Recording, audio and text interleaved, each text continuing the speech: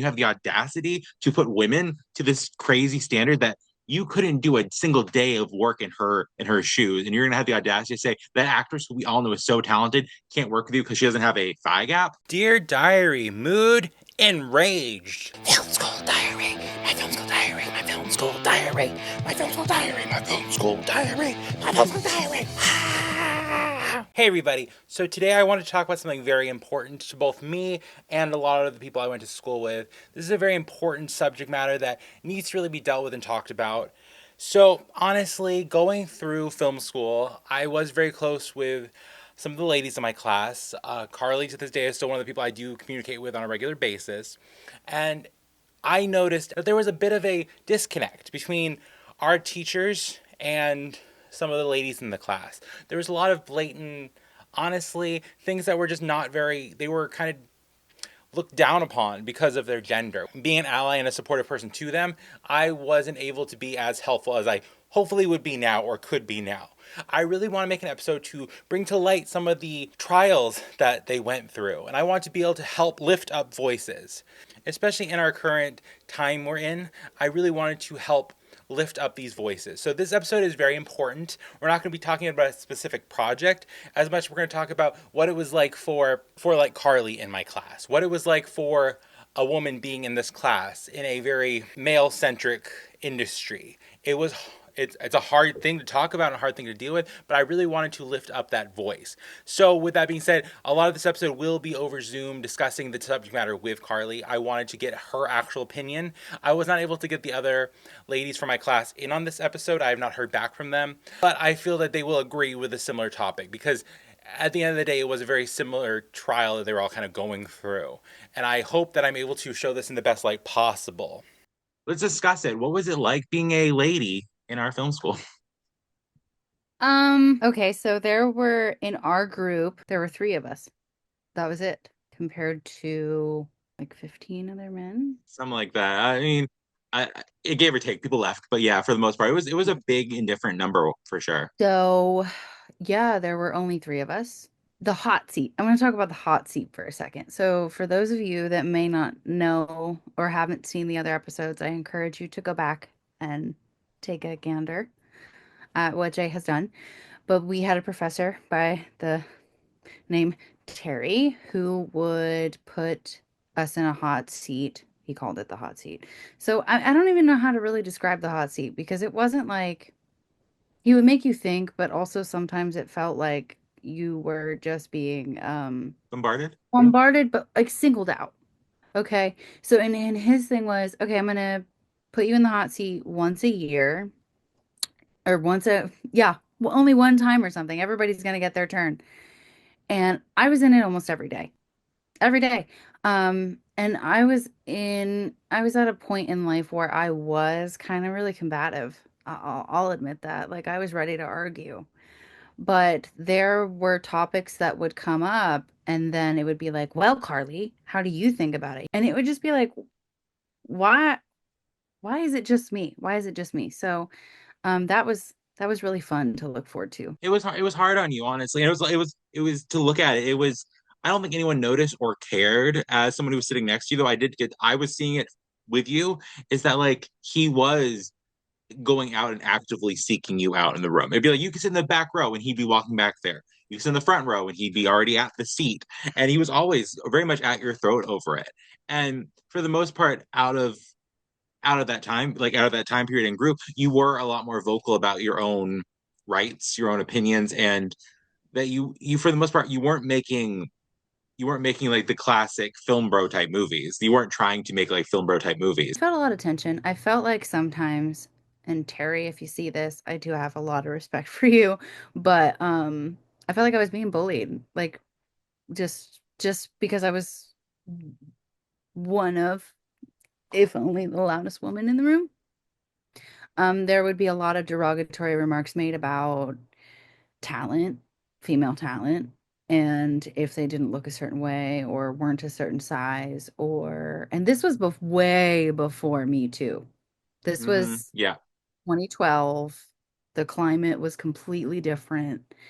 And at the time, I was just like, you're gonna sit and you're gonna pick apart a woman because she doesn't have a thigh gap. Mhm. Which I do think we should talk about for sure, is there was a very infamous incident in our class. I don't know. Give your perspective on it first. I want to hear Okay. your. So I remember I was sitting probably next to Carlie. We were sitting like kind of in the middle in our editing bay, and we were kind of chilling, trying to get our videos edited. We are trying to do our work because we were workers. And it was all of a sudden you hear two of the other guys, who I believe we're going to refer to as Finn, and I don't remember who he was talking to, but Finn was a very problematic character that we did not particularly engage with much, and they started saying some very derogatory things towards women. Um, and nobody really knew what to say. And then all of a sudden, I look over, Carly's like almost standing on her chair, ready to scrap, and she's like ready to go down with the ship. And I will say, I don't know if you noticed this or knew this, but I know Jan and Red, they were supporting you from behind. I don't think you saw Oh, them, but they were I like, knew and up, that. yeah, Yeah. yeah, yeah, because Yeah, it was one I of those knew things where that. like you were up in airs. So the exact terminology what they were saying, I was something about thigh gaps, It was thigh gap. and so you would obviously remember more about this, but It was that's what I saw. it was thigh gaps. And at the time, I was battling an eating disorder, if I can be completely candid here. Um, I don't think anybody knew that. Maybe you did. Not like confirmed. It It's not like wasn't you were like I talking didn't about it. talk about it, but I was dealing with it, and it was one of those things. It was my tipping point. I had had enough that day. There were many other times where I'd had enough. You'll learn. But I had had enough that day. And I stood up and I turned around and they like flipped. I feel like the lights were off and like They were, yeah. the lights on. And they were like, is there a problem? And I said, yeah, there is. There is a problem. I don't understand why it is acceptable for these two in the peanut gallery to sit back here and make remarks about women, whether it be talent, it doesn't matter who it is. I am sick of it. I am sick of hearing this all the time because it would be whispers and it would be chatter and then it would be jokey. And I was just sick of it. So I blew up and I told them, I was like, you're not going to talk. Why do you have to talk that way? I don't want to hear it. And I don't think that's right. I don't think that you should talk about women that way. And I do believe our editing teacher was like, Carly's got a point. Like we don't do that. Like I don't think he really heard what was going on, but we could hear it because they weren't quiet, but they weren't loud. Like, Mm-hmm. and it always felt like it was one of those things where it was like, oh, how much can we say before we, Mm-hmm. get Carly riled up? They were saying how they would not hire an actress unless she had a thigh gap. They would Yeah. never consider working with a woman on set unless she had a thigh gap.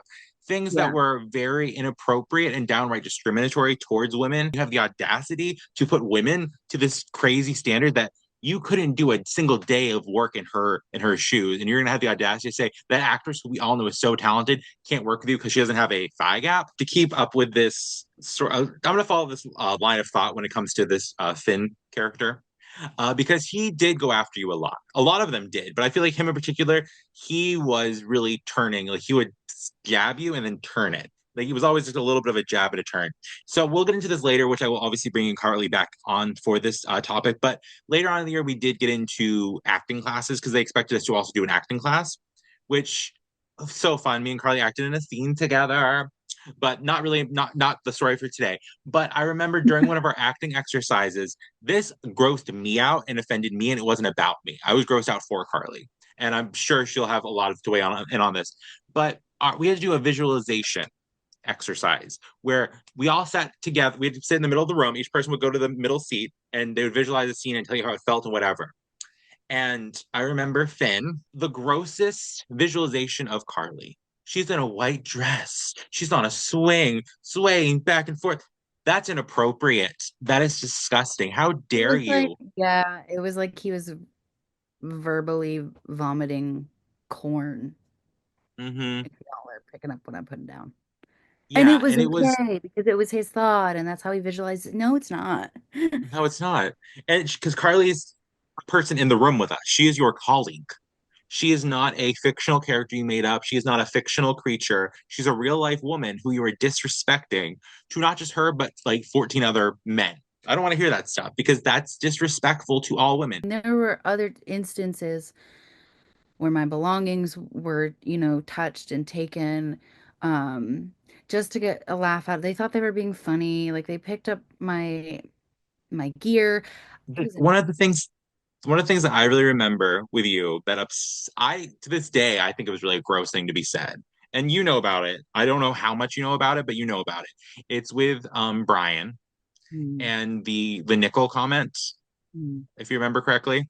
Are you mm. comfortable with talking about that? Because it's Um, honestly, I can't remember all the details. if you don't mind me Go ahead. saying what happened. Yeah. So there was a period of time where Carlie, I was like kind of end of the month. She was kind of running low on a couple things, and me and her would eat out of the vending machine together a lot. Like we shared money. Like it was like she had money, she'd buy me a snack. I had money, I'd buy her a snack. We didn't care. It was we were buying Rice Krispie treats. Who cares? I'm not Uh, fairy cookies. Oh, anyway. Yes, yes. We always got a little snack. I didn't care. She didn't care. We had the money. We share each other. But there'd be sometimes where Carly would be low on money, and she would bring it up of like, oh, she couldn't go to lunch today because she was low on money. So we kind of knew, oh, it's a vending machine day, or whatever snacks we had. Um, and I remember Brian, he made a comment that I'll give her a nickel to suck my dick. And first of all, that's disgusting to be saying in a professional setting. Second of all, girl, that's so rude. Right. Like, I mean, it's straight degrading. And I recall, if I'm recalling correctly, that was not the first time that was ever said. Like, I I'm feel sure it wasn't. I'm sure it wasn't. I feel like it was slowly declining in numbers too. That it was that kind of humor that's just offensive and hmm predatory and I agree. odd. And again, this is 2012, guys. This was like a whole different time. I can't stress that enough. Um, as an adult and as a woman, I never really recall anybody asking me if I felt safe. When you get students, people are going to say weird stuff. The problem though is the teachers also, a lot of the male teachers and some of the lady teachers, they perpetuated this boys club. And one of the ones that upsets me, and I know it really upset you, is our writing teacher, I knew who he was coming. There we go. we will call Bram, like Bram Stoker. Bram? Okay. Bram, like Bram. the writer, Dracula's writer. Okay, yeah. Bram. Bram was another one, man. He just would like peck at me. He would like peck at me. And one day, I had a proposed idea for our thesis. Because remember, I had another idea and then it got Oh, like, so one thing about me is I love live music. I go to shows all the time. It's like a huge part of my life. There is a specific band that I followed for a really long time, and what I wanted to do with my thesis at that time was do a um tour documentary. I wanted to do like a fan. I was also like part of their fan club and like a moderator on certain things and stuff. And I wanted to like incorporate the fans' perspective and then the music's perspective and then, like how a community is created. Anyway, that was my whole idea. Bram knew this about me. When I gave him my idea, and he was like, because he's our script teacher, our writing teacher, I was like, well, I don't really have a script for my idea because it was going to be like an interview process and like lots of voiceovers and a lot of, stuff like this, that, and the other. I had already been in contact with like the tour manager and stuff like that, trying to get this organized. Well, so I was all hopeful and excited. And he looked me dead in the face and was like, you're such a groupie. Like, you're not going to really put in the work. The reason that you're able to do this is because you're a groupie, implying that I was sleeping with different musicians all the time. And that's how I went to shows. And that's why I wanted to do the documentary because it was going to be easier for me because I slept with men and I gave my body up. And like, And I just kind of looked at him and I was like, I don't even know what I said. I was so mad. All I could see was red. I was just like, what does that mean? Literally, what does that even mean? And he was just like, well, you know. And I was like, no, elaborate, please, go on. And he was like, well, you just, you talk about it all the time. And like, I'm not surprised that this is what you want to do because of course you're a groupie. And I was like, and he made a Yeah. backwards comment to you that day too. He was like, and I was Uh, like, I think I said something to the effect of, why do you always have to pick? Like, what do you care that mm, what I want to do with my thesis? And why do you care what I do with my free time, my very limited free time that I get away from this mhm. building? Yeah. And he was like, it's It, not just you. Look at Jay. He's a goth or something. Like he said something like just so. Remember that? no, I do. First It, of all, I love that. I wore goth makeup once for Halloween, and they're like, "You're a goth." I'm like, "Kind of, yeah." But but it was just so like so tone deaf. Like, first of all, why are you just like insulting people? hmm First thing is it, you're our teacher. You're our yeah. teacher. It, also, the first day out, I think we knew we were going to get into a problem with him because in every film school, it's so silly. But every class, they ask you first day out, "What's your name, your age, where are you from, and what's your favorite movie?" The movie. Oh God. And Carly's favorite movie is Singing in the Rain. R.I.P. Debbie. And she. so Carly actually knows a lot about her favorite movie. She's seen it. She's actually seen it. And Bram had the audacity to tell her she was wrong about what it was about. And he's like, I don't think that's what it's about. And she's like, it's about, I can't remember exactly what you said, but it's about the industry and it's about, Yeah, I was talking about like the push to sound and the push to color and like all these things that the studios faced and like going to a film school. I mean, hello, the history of mhm, anyway. And he was like, "Well, that's not what it's about." And I remember I looked him dead in the face and I was like, "Well, then what is it about?" And he gave me a synopsis that was completely not even close. And I was mhm, like, "That's not true." Like I was mhm, argumentative immediately. And I think I might have hurt his ego a little bit because the student was telling the teacher, mhm. you know, Well, because if you remember, he pulled up Google because "Oh he yeah." admitted he admitted he had never seen it. He was just going off what he assumed it was about. And then he Googled it and almost verbatim it is what you said it was about the turn of like the music, like the sound to like into the talkies, all that stuff. And he's like, "Oh, I guess you're right." Yeah, like I couldn't be Just right. like, Yeah. Not mm-hmm. a, oh, I'm sorry, like I had that wrong. Or like I've never seen it. Can you tell me more about it?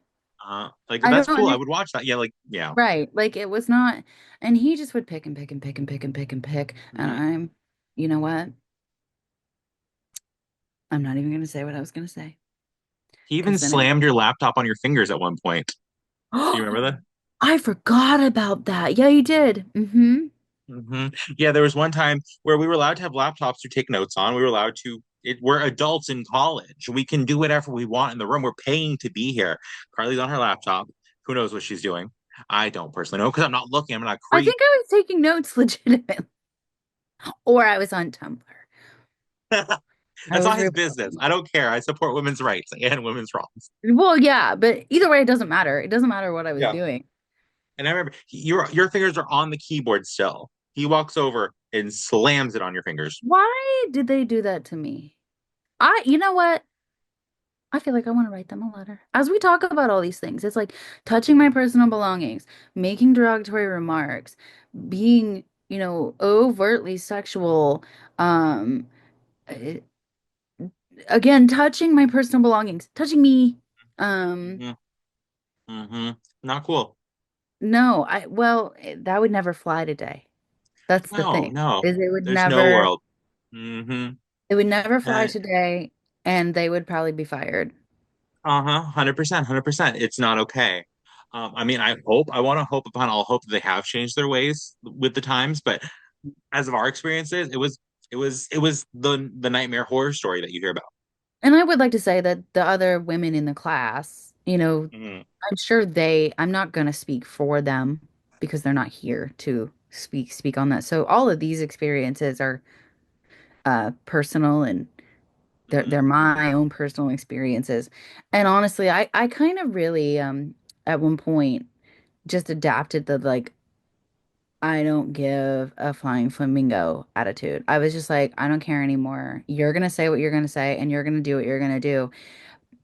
But see, they knew that I would be loud. If they tried to do Mhm. anything like super inappropriate or like put me in a situation where I didn't feel safe, I was vocal and I was loud Yep. and proud of A- it.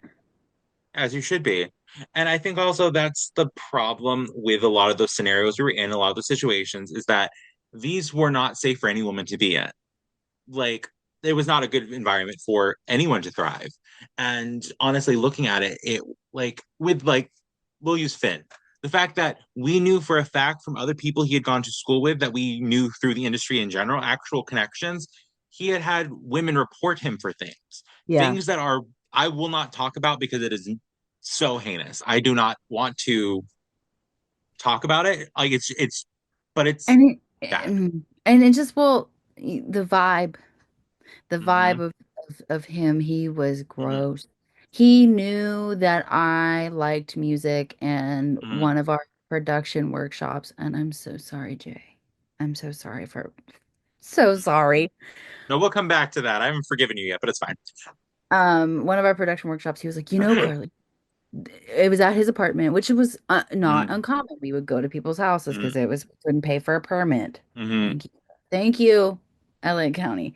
Um, they would we would go to their apartment. He was like, Carly, Mm-hmm. um, you know, Guns N' Roses lived in my building in the 80s. And I was like, sick. Like, that's cool. Like, I want to go in there. Mm-hmm. It was a very questionable place. But Mm-hmm. so I was like, cool. And we get in there and it is like his whole space was disgusting.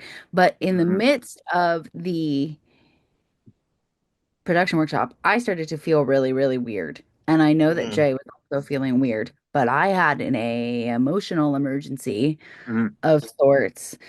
Mm-hmm. Um, I got dumped in the middle of this Mm-hmm. production. I got found out that I had been cheated on in the middle of this Mm-hmm. production workshop. And I could not keep my cool. I could not keep my cool. Yeah. I was just like, I gotta go. I gotta go. I gotta go. And I left. Mm-hmm. And I left Jay there. We'll come back to that. We'll discuss that 'cause I'll cry. It was a hard day for all of us. But I do want to circle back to your breakup Yeah. because that was a subject of conversation, which is so inappropriate. The fact that they were bringing up your personal problems in class, and I I remember like Brian really had a field day because you were using your pain to make a art. You were Mhm. using the breakup and not pain to make a really beautiful short film, which hopefully one day we will find again. We have clips. But the fact he brought it up as like a critique. Well, this seems like it's kind of all about her life, doesn't it? That's what writing is. Yeah, I was like transmuting my pain and making it Hmm. art. Like, And I mean, everybody knew that I was in a long distance hmm relationship, and everybody knew that it was hmm probably not the healthiest relationship. hmm And everybody knew that I was really, really, really violently depressed. Um, because I wanted to move to LA. I wanted to go to film school, but I fell in love like 6 weeks. It is so lifetimey, but I fell in love like literally like 6 weeks before I was supposed to leave. My flight was booked, my apartment was paid for, I had my tuition, and I fell in love for the first time. happens. Of Happens. course, that would happen to me. So like Yeah. what else was I supposed to do? So Hmm. yeah, it was very much like, wow, this is and yeah, people would always make remarks about my relationship or my Hmm. mood or um Hmm. I mean, And it's one of those things where it was so blatantly because you were a lady. It because was I was a woman having feelings. Imagine that. mm, how dare you? How dare? Terrible. It's terrible. Um and I kind of I mean when all that went down, I mean it went down multiple times, but like when the breakup happened, Hmm. I got progressively angrier and angrier and angrier and angrier. And then on top of my personal life, the stress at school, the stress within, our work environments. Um, I just kind of like really stacked it on and I was like, you know what? Hmm. You're not taking this Hmm. from me. Nobody's taking this from me. No.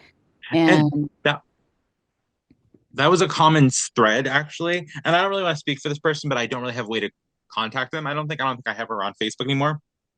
But our lovely friend Jan was really sweet, and she had so much character development from the beginning of her year to the end of her year. And I'm going to just share the story of how it was actually told to me by her, like as verbatim as possible.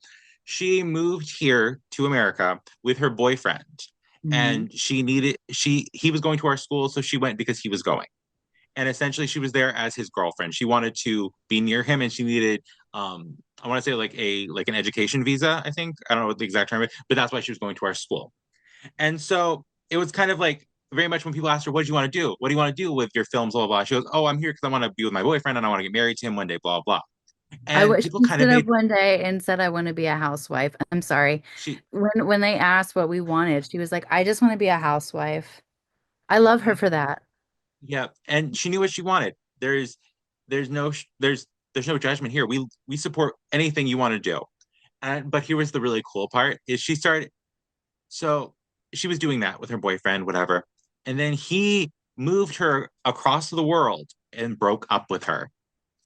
And then all of a sudden, I don't know if you knew this or not, but Jan, she had a switch and she went, I'm gonna be a filmmaker, I'm gonna be better than him. And you know what? She was. She brought it and now she Was. makes the greatest films. She used pain and transmuted it into art.